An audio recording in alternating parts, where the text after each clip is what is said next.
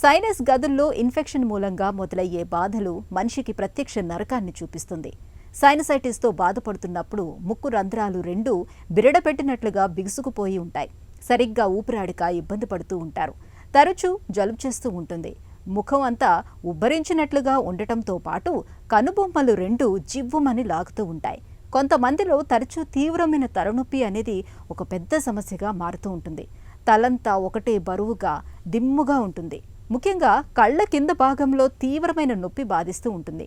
ఈ రకమైన తలనొప్పిని డాక్టర్లు సైనస్ హెడేక్గా పిలుస్తారు. నిత్య జీవితాన్ని దుర్భరంగా మార్చే సైనస్ హెడేక్ గురించిన పూర్తి వివరాల్ని ఇప్పుడు తెలుసుకుందాం.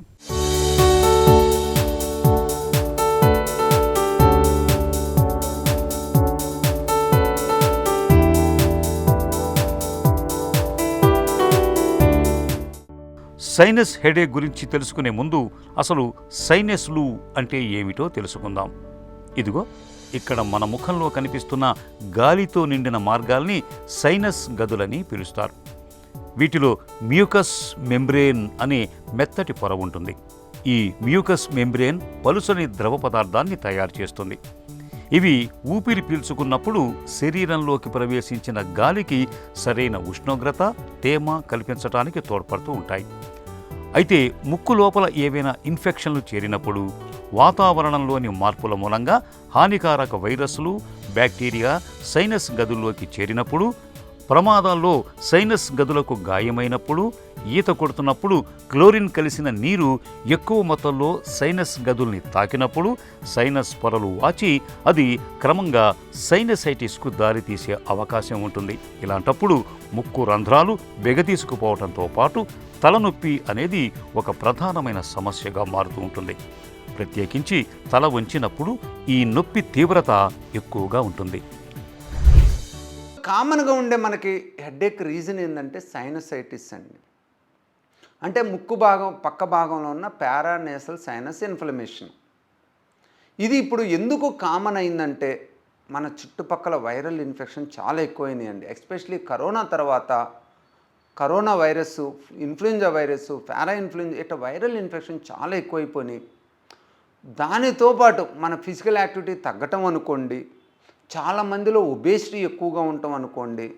యూజువల్గా ఒబేసిటీ ఎక్కువగా ఉంటే ఏమవుతుందంటే ముక్కులో ఉన్న మ్యూకోజల్ ఇన్ఫ్లమేషన్ ఎక్కువ ఉంటుంది. అక్కడ బ్లడ్ షుగర్ లెవెల్స్, కీటోటిక్ యాసిడ్స్ ఎక్కువగా ఉండి ఫంగల్ ఇన్ఫెక్షన్స్, బ్యాక్టీరియల్ ఇన్ఫెక్షన్స్ తొందరగా గ్రో కావడానికి అవకాశాన్ని కల్పిస్తాయి అన్నమాట. సో ఈ విధంగా పొల్యూటెంట్స్ నుంచి, వైరల్ ఇన్ఫెక్షన్ నుంచి, లెస్ ఫిజికల్ యాక్టివిటీ నుంచి, ఒబేసిటీ నుంచి ఇప్పుడు సైనస్ ప్రాబ్లం చాలా ఎక్కువ అవుతున్నాయి. ఈ సైనస్ ఉన్నోళ్ళలో ఖచ్చితంగా తలనొప్పి ఉంటుంది. ముఖం అంతా నిండుగా ఉన్నట్టు ఉంటుంది. ముఖం మీద నొప్పులు వస్తుంటాయి. అలానే తలనొప్పి వస్తుంటుంది. తల ముందు భాగంలో కావచ్చు, తల పై భాగంలో కావచ్చు, తల వెనక భాగం ఆక్సిపిటల్ రీజన్ అంటాం. ఇక్కడ ఎక్కడైనా కూడా హెడేక్ రావచ్చు. ఎందుకంటే బేసిక్గా సైనస్ అనేవి మనకు ముక్కు పక్క భాగంలో ఉంటాయి, కంటికి మధ్య భాగంలో ఉంటాయి, తల భాగంలో ఉంటాయి. అలానే మనకు తలకి వెనక భాగంలో స్పేనాయిడ్ సైనస్ రీజియన్ అంటాం, ఇక్కడ ఉంటుంది అన్నమాట. సో ఇన్వాల్వ్ అయిన సైనస్ని బట్టి మనకు ఎక్కువ ఎక్కడ హెడేక్ వస్తుంది, ఎక్కడ ఫేషియల్ పెయిన్స్ వస్తున్నాయో ఉంటుందన్నమాట.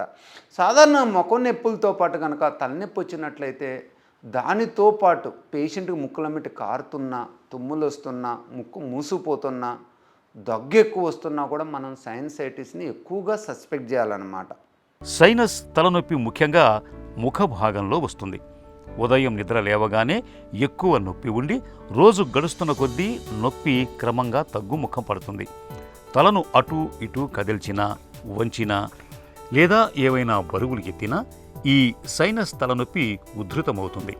అట్లాగే ఒక వెచ్చటి ప్రదేశం నుంచి శీతల ప్రదేశంలోకి వెళ్ళినప్పుడు కూడా ఈ సైనస్ తలనొప్పి ఎక్కువ అవుతుంది. కొన్ని సమయాలలో పసుపు లేదా ఆకుపచ్చ రంగులో ముక్కులో ద్రవం కారుతూ ఉంటుంది. ఇది ఒక రకంగా అత్యవసర పరిస్థితి. ఇలాంటప్పుడు వెంటనే డాక్టర్ని సంప్రదించాలి. మైగ్రేన్ తలనొప్పి, ఒత్తిడి మూలంగా వచ్చే తలనొప్పి లక్షణాలు కూడా ఒకేలా ఉంటాయి.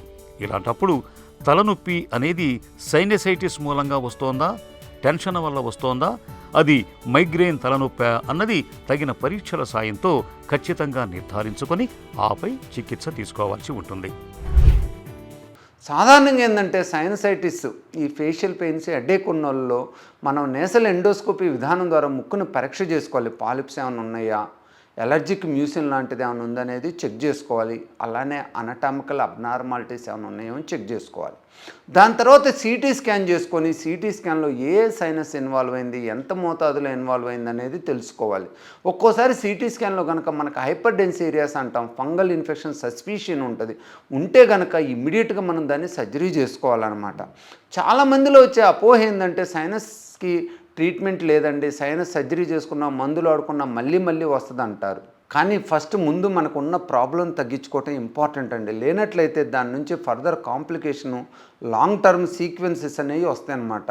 చాలామందిలో కనుక మంచిగా ఆ ట్రీట్మెంట్ తీసుకొని తర్వాత ప్రికాషన్స్ తీసుకుంటే, అంటే రెగ్యులర్ వ్యాక్సినేషన్ అనుకోండి, ముక్కుని జలనేతి విధానం ద్వారా శుభ్రం చేసుకోవటం అనుకోండి, ఎలర్జెన్స్ని అవాయిడ్ చేసుకోవటం అనుకోండి, ఒకవేళ ఎలర్జీ ఎక్కువ ఉంటే ఇమ్యూనోథెరపీ ద్వారా ఎలర్జీని డీసెన్సిటైజ్ చేసుకోవటం అనుకోండి.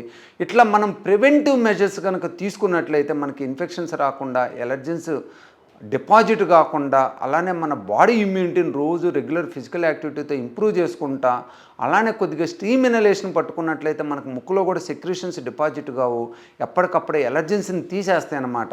సో మనం ప్రికాషన్స్ తీసుకున్నట్లయితే యూజువల్గా మనకి మళ్ళీ సైనస్ ప్రాబ్లం రాకుండా ఉంటుంది. వచ్చినా కూడా ఇమ్మీడియట్గా మనం తీసుకునే ప్రికాషన్లో ఎర్లీగానే తగ్గిపోయే అవకాశం ఉంటుందన్నమాట. సో మీరు ఎట్టి పరిస్థితుల్లోనూ ఈ సైనస్ ట్రీట్మెంట్ గురించి భయపడాల్సిన అవసరం లేదు.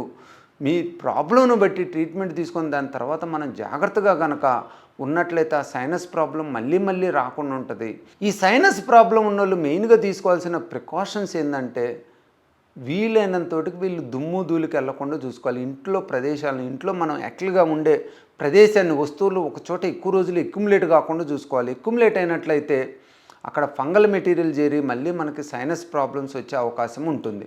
అలానే స్ట్రాంగ్ స్మెల్స్, ఎస్పెషల్లీ ఈ మధ్యలో ఏంటంటే ఇంటి దగ్గర పెయింట్ వేసేటప్పుడు, మన ఇంట్లో కావచ్చు చుట్టుపక్కల ఆ పెయింట్ వేసేటప్పుడు దగ్గరికి వెళ్ళిపోయి ఆ తర్వాత ప్రాబ్లమ్ సఫర్ అయిన వాళ్ళు ఉన్నారు. ఎందుకంటే ఆ పెయింట్లో ఉండే కెమికల్స్ ముక్కులో డిపాజిట్ అయిపోయి ముక్కు మూసిపోవటం, తుమ్ములు రావటం, దగ్గు రావటం జరుగుతూ ఉందన్నమాట. సో ఎట్టి పరిస్థితుల్లోనే వెళ్ళొద్దు. వెళ్ళినట్లయితే బై ఛాన్స్ ఇమీడియట్గా ముక్కుని జలనేతి విధానం ద్వారా శుభ్రం చేసుకోండి. ఇమీడియట్గా కనుక మనం ముక్కుకి యాంటీ అలర్జెన్స్, డీకంజెస్టెంట్ డ్రాప్స్ వాడినట్లయితే అవి ఎమ్మటే క్లియర్ అయిపోతాయి అన్నమాట. సో ఒకవేళ సిటీ స్కాన్లో కనుక ఫంగల్ ఇన్ఫెక్షన్, సిటీ స్కాన్లో ఏదైనా ఇన్ఫెక్షన్ రేట్ ఎక్కువ ఉన్నా దాన్ని మనం simple surgery, endoscopic sinus surgery ద్వారా క్లియర్ చేసుకున్నట్లయితే చాలా హెల్ప్ఫుల్గా ఉంటుంది. అలానే ఇయర్లీ ఇన్ఫ్లుయెంజా వైరల్ వ్యాక్సిన్స్ చేయించుకోండి. అప్పుడప్పుడు ఆస్తమా ఉన్నోళ్ళు 2 years 3 yearsలో దాంతోపాటు ఫ్లూ షాట్తో పాటు న్యూమోవాక్ వ్యాక్సిన్స్ కూడా వేయించుకోండి. సైనస్ ప్రాబ్లంకి ఏమి చేయలేమని నిరుత్సాహపడాల్సిన అవసరం లేదు.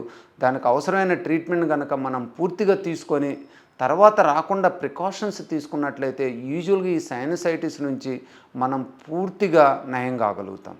సైనసైటిస్ మూలంగా తలనొప్పి బాధిస్తున్నప్పుడు డాక్టర్ సలహా మేరకు కొంతకాలం పాటు నేసల్ స్ప్రేలు, యాంటీ హిస్టమిన్ మాత్రల్ని వాడితే సైనస్ హెడేక్ తగ్గే అవకాశం ఉంది. సైనస్ హెడేక్ బాధలు మరీ తీవ్రంగా ఉన్నప్పుడు కొన్ని రోజుల పాటు యాంటీబయాటిక్స్ కోర్సు కూడా వాడాల్సి ఉంటుంది. సైనస్ తలనొప్పి బాధిస్తున్నప్పుడు హ్యూమిడిఫైయర్ అనే పరికరంతో కొద్దిగా తేమ ఉన్న గాలిని పీలిస్తే మంచి ఉపశమనం దొరుకుతుంది. ఇక సైనసైటిస్ మరీ ముదిరిపోకుండా చూసుకునేందుకు ముక్కును తరచూ గోరువెచ్చని నీటితో శుభ్రం చేసుకుంటూ ఉండాలి. ఎలర్జీకి సంబంధించిన దుమ్ము ధూళికి దూరంగా ఉండాలి. తరచూ వేడి నీటి ఆవిరిని పట్టుకోవటాన్ని అలవాటు చేసుకోవాలి. చల్లగాలికి, చల్లటి పుల్లటి పదార్థాలకు దూరంగా ఉండాలి. ఈ జాగ్రత్తలు సైనసైటిస్తో పాటు సైనస్ తలనొప్పి నుంచి కూడా మంచి ఉపశమనాన్ని కలిగిస్తాయి.